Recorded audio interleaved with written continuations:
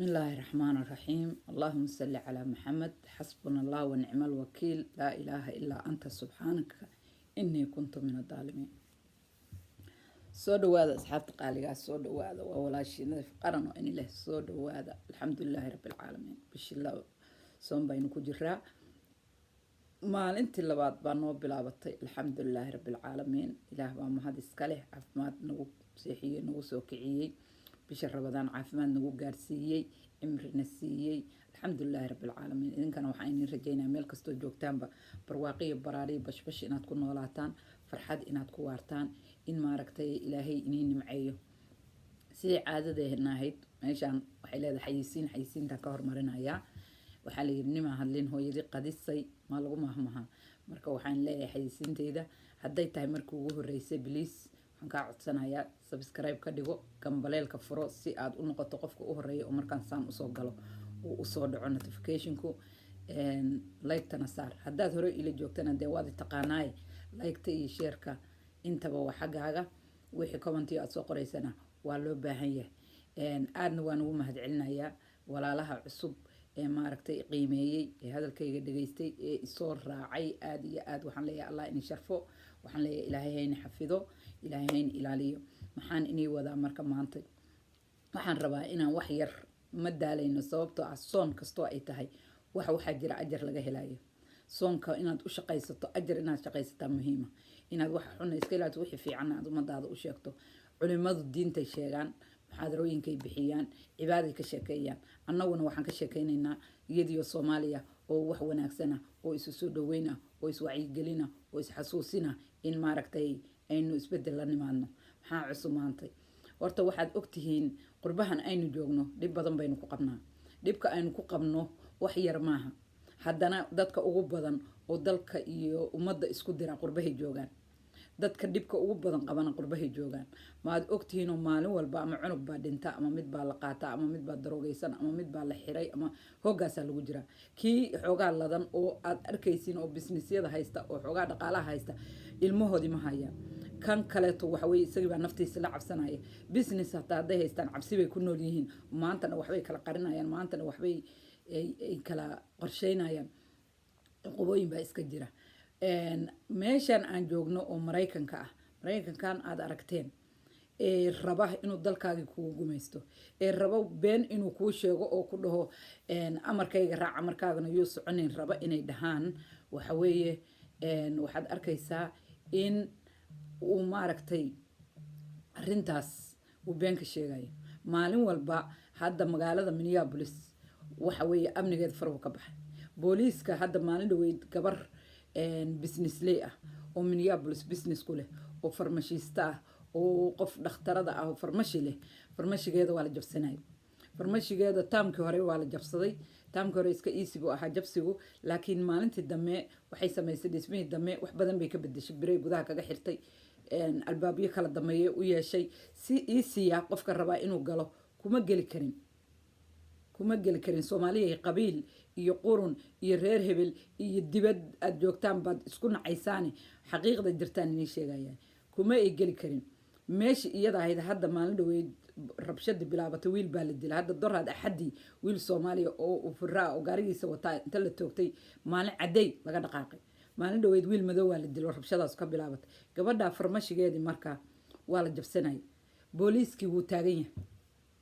xagga camal iyagoo la jabsanayo booliiska imaaday xagguu fiiriyey markuu gartay meesha la jabsanayo inay Soomaali tahay waxa jabsanayana ay madow iyo dad kaleeto oo maaragtay cadaana ay yihiin farow ka qaaday uu daawanay caadi buu u daawanay birtii hore jabiyeen cabaar bay la xarbiyeen muddo 45 daqiiqo bay ku qaadatay inay albaabka jabiyaan gudahay galeen alaabtay la baxeen alaabtii markay la soo baxeen haddana dibadda u soo baxeen wali uu taagan yahay uu fiirsanaya waa amnigii dhamaa oo loo yeeray oo la rabay inuu wax ka qabto uu daawanay because waxa weeye waxaa ka socota Minneapolis arrin khatar ka socota arrin waxaa ka socota khatarteeda leh baa ka socota Soomaaliduna aanay ka hurdo oo aanay ka feejignayn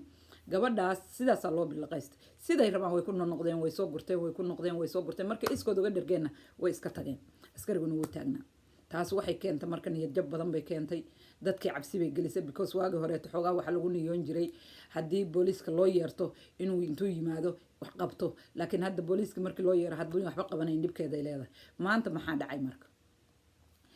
axaddii wiigii hore axaddiisii wiil soomaaliya oo furaabaa la dilay isagoo gaarigiisa wataa magaalada bartankeeda lagu toogtay oo cadday ay tahay ciidina isma weydiin kii horeeto madowga ahana waa ogeydeen maantay gas station ku yaalo Minnesota ku yaalo oo 28 iyo necklace ku yaalo baa maanta waxaa ka dhacay toos baa duhur cad loogu toogtay bal ila daawada marka ila daawada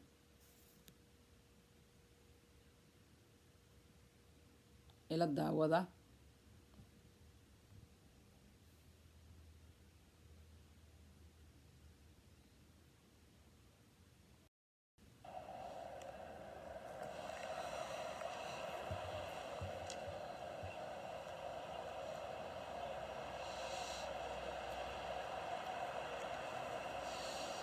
بسم الله الرحمن الرحيم waxaan hadda joogaa gas stationka ku yaala Lindale iyo 28ka magaalada Minneapolis qof ayaa hadda lagu toogtay maalin cad saacadaas u jeedaan qof ayaa hadda lagu toogtay magaalada Minneapolis gas station ku yaala 28ka iyo Lindale ilaa hadda lama oga qofku wuxuu yahay jinsiyadiisa da'diisa sidoo kale waxa maalmahan waxaad ogtahay in magaalada Minneapolis guud ahaan amnigii uu aad u xumaaday habeenkii waa aragtiin waa right now waay magaalada iyada ba qof lagu toogtay right now magaalada iyada qof lagu toogtay waa gas station gas laga qaadanayo hadda anaga hadda waxay noo taxataa one ma gaarin isaga markii la tooganayo waxay 11 meelahaas ahayd hadday one noo tahay 11 ka yaga ahayd markii la toogtay Minneapolis waxaa ka socota abni wax fara oo ku jiro malaha marka waxaan halkan u sheegayaa oo aan inii tusayaa right now waa isla maanta waa hadda waa maantadan aan la hadlayo oo arbaca oo soon ah oo maaragtay arbaca waay wuxuu dhacay 11 meelahaas u ahaa markii toogashadan ay dhacis meesha uu ka dhacday waa maana caday waa gas station maalin dhaweydna waad aragteen wiil over wata oo shaqaysanaya lagu toogtay waa aragteen farmashi baa la jabsaday oo askarta intay timi ay iska daawanaysay oo aanay dhalinyarada waxba ka qabanin oo meesha ka joojinin albaabkii la jabinaya intay timi Minneapolis dadka degan ama Soomaalida degan waxaan u sheegayaa war intaad qabiil ninna dalkiisa waxaan ahayn gaada kuma laha meeshaan waxa keenay in xataa amniga u soo noqdo oo meelaha kale tan aanay la mid ahayn ee loo target garaysto Minneapolis waxa way Soomaalida ku badan waxa la arkaa inay dad dhintay yihiin waxa isrufiyaan waa iyaga waxa istacweeyay waa iyaga waxa maarta hoosta iska nacib waa iyaga waxa qabiilka u kala fadhiya waa iyaga gaalada xataa way u sheegeen wax walba waa la ogyahay marka waa loogu talagalay in magaalada laga barakiciyo waa loogu talagalay dhaqaalahooda in la bilqaysto waa loogu talagalay ilmahooda in mid la xiro iyo mid la dilo laga dhigo iyagina waxay ku mashquulsan yihiin inay iyagu isjaajoosaan inay dalkooda caayaan inay maaragtay qaaraan ururiyaan inay qabiil u kala shiraan inay inta xun ka sheekeeyaan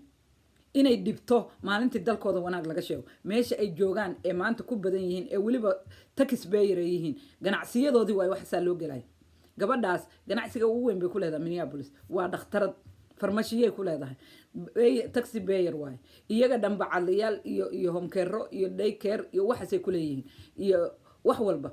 waa taxpayer way haddana iyagoo saas ah bay bahdilayeen waxa bahdilana wax kale maaha iyaga isbahdileen iyaga isrufiyaama iyaga dadka isku dira iyaga isnacib maanta marka maxay gaartay in faraha laga qaado oo loogu talagalo in la bilqaysto dhalinyaradooda mid la xiro iyo mid la dilo iyo mid la laayo ay noqoto waagi horeeto dhalinyarada isticmaali jireen daroogay u dhiibi jireen way u hanjabi jireen sidaasay xabsiga ku geyn jireen dhalinyarada ka kaxaysan jireen mar waxaa jirtay al-shabaabka intay uga sheekeeyaan ay u shirqooli jireen oo iyagu intay wax uga sheekeeyaan ay ku shirqooli jireen marba toobigay u soo marjeen maanta waxay maraysaa Minneapolis in businessyada iyo dadkii toos loo toogto marka waxaan leeyahay nin walba hooyo walba waxaan leeyahay hooyooyinka single motherka hooyooyinka maaragta ilmahooda keligood ku rafaaday waxaan leeyahay ilmihiina ka warhaaya naftiina ka warhaaya gaasiteeshanada markaad tegaysin is ilaaliya markaad meelaha macna darada iyo aroosiyadan macna darada iyo meel oo aydina munaasab ahayn yahay isku aadinina naftiina ilaashada Minneapolis waxa weeye arrin xun baa ka socota weliba xataa isku mid maaha Symbol iyo Minneapolis isku mid maaha waxa aad u khatarsan dhinaca Symbol waxa aad u khatarsan malay cafwan dhinaca Minneapolis because Minneapolis aad iyo aad baa loo nacada Symbol waxa weeye sida ma ah laakiin dhinaca Minneapolis khatar badan baa ka jirta waana wax loogu talagalay waana wax iyagu ay ka dameeyaan marka waxaan leeyahay intaas oo qof baa ugu jirta sanataray leeyihiin intaasoo qof baa ugu jirta haddana waxa weeye nin walbiba wuxuu rabaa maalintuu xilka rabana uu u yimaadaa maalintuu xilka helana ina adeerkay aaway buu dhahaa yaa ina adeerkaya haddaad telefoon u dirto ina adeerkay haddaadan ahayn kulama hadlaayo yaa ina adeerkaya yaa ina adeerkaya ila fadhiisanayo yaa ina adeerkaya shaqo siiya yaa ina adeerkaya un jawaaba ina adeernimadii maxay keenta marka in maantay banaanada lagu toogto duhur cad in lagu toogto waad arkaysiin waa Minneapolis waa maalin cad waay afartii subaxnimo 10 in the morning baa lagu dilay ninkaas gas station bal mar kale aynu ku celiyo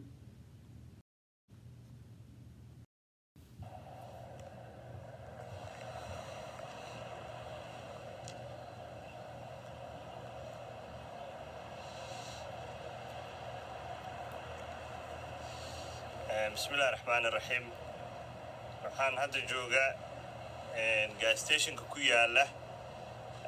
Lindale iyo 28ka magaalada Minneapolis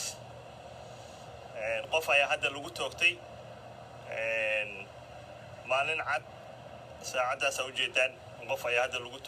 lagu toogtay magaalada Minneapolis gas station ku yaala 28ka iyo Lindale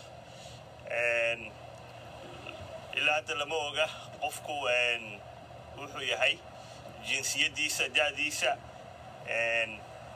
sidoo kale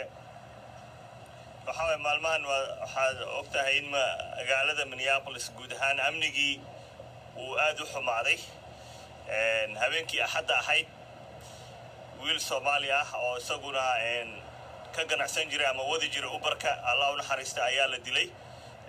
qof kalena isla habeenkii axadda waa la dilay qofna waa la dhaawacay marka amniga magaalada ayaa maaragtay aad u xumaaday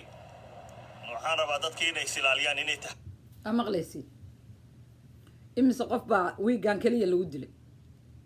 wiigan kaliya imisa lagu dilay Soomaalidina waxaan loo joogin bay ku mashquulsan tahay warkii oo kooban waxaan leeyahay is ilaaliyo Soomaaliya hal is ilaaliyo hana sidanna waxa laga bedelo sidan waxa laga bedelo nin walba dalkiisa gaada ku leh sidan waxa laga bedelaan leeyahay waxaan salaamaya ana walaashii nadiif qaran barnaamijka like share ka saar subscribe na dheh كماليل كان فرو إن شاء الله تعالى وأنا ما هتسنتي